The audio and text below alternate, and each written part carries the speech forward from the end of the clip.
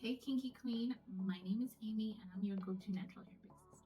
Welcome back to my corner of the internet. And over here, we like to talk about things that are everything related to natural hair, basically. And we'll also sprinkle in some DIYs and blog tips for your living skin. Before we dive into today's video, I really want to give a shout out, a warm, beautiful shout out to my new subscribers. Alexandra Ba, Kawe Tembo, Semwach Talima, and Gabriella Thompson. Thank you so much for joining the Kinky Queens community. It's 2025, and a lot of us are going to be on some kind of new year, new me journey. You and I, however, are going to be stepping into our healthy hair era. What this means is we're not going to give up by March like the rest of them. We're going to continue building on the skills and the techniques and the knowledge we need to grow beautiful, healthy, natural hair this year, next year, and the years to come.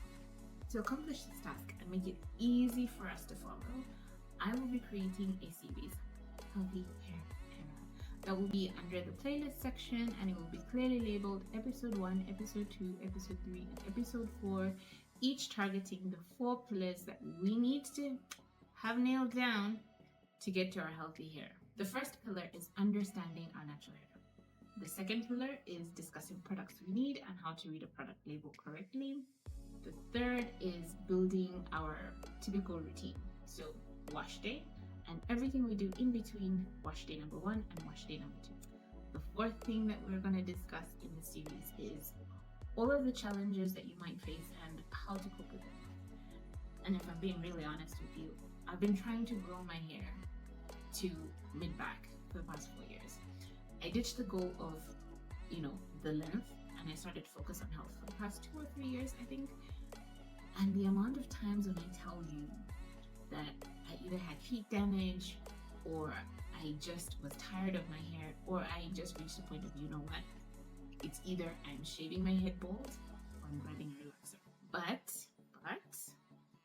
I will give you the tips that you need to keep on pushing and to not shave your head, because you're gonna have one of them Britney Spears moments, I'm telling you.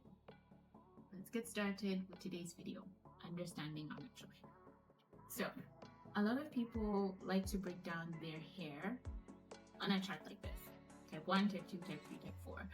Most of us here are either falling into the type 3 or type 4 category, and then we shall then subdivide ourselves into A, B, C, D.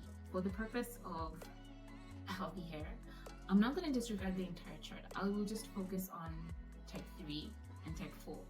That's it.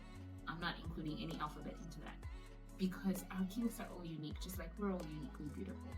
And it's very possible for you to have more than one type of hair on your head. I hope you're cool with that. If you're not, settle down. You'll get used to it. Understanding our natural hair, the very first thing that we need to come to terms with is our porosity. Porosity basically means your hair's ability to absorb and hold onto moisture. The easiest way that you can determine your hair porosity is by getting a clean strand of hair, put it in a glass of water, and let it sit in there while you're putting your conditioner on your head. When your conditioner is done, you're done. Before you rinse it out, I need you to check on that piece of hair. If it's at the top of the glass, it means your hair is low porosity. This means your hair takes really long to absorb the moisture. And it also takes really long to release the moisture. So your hair is going to take a really long time to dry. If your hair is at the bottom of the glass, it means your hair is high porosity. This means your hair absorbs water very quickly, and it also releases the moisture very quickly. So your hair will dry faster. Many naturals want to have the sweet spot and get to the middle of the glass, which means your hair will absorb the moisture at a steady rate and release the moisture at a steady rate. So it dries relatively more.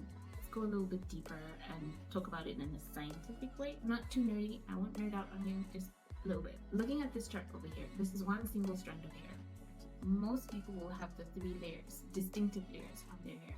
The outer layer, which is what we see and feel, the inner layer, which is the cortex, and we're just focusing on the outer layer for this video. The outer layer is what we typically feel and see.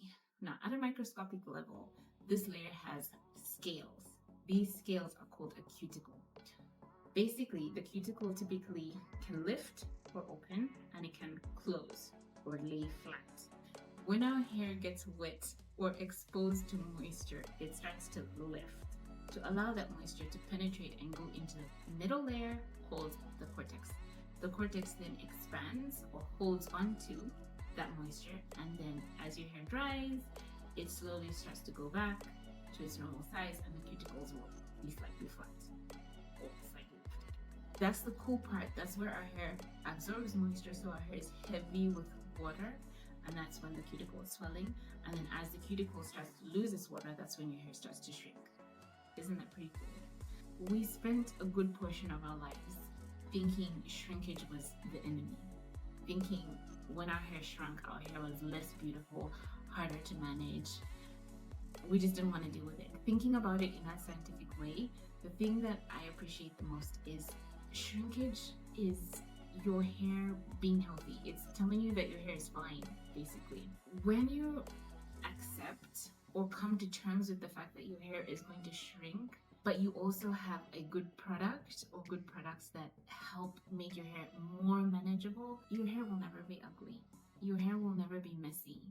It will be difficult or annoying to restyle several times, but girl, it will never be messy. It will never be ugly. Your hair is beautiful, just like you are. Before we move on to our next portion, which is density, please, could you like the video? It just helps me know that you like what I'm doing, that you like the content, and it also helps other people see it. Please and thank you. Don't be stingy.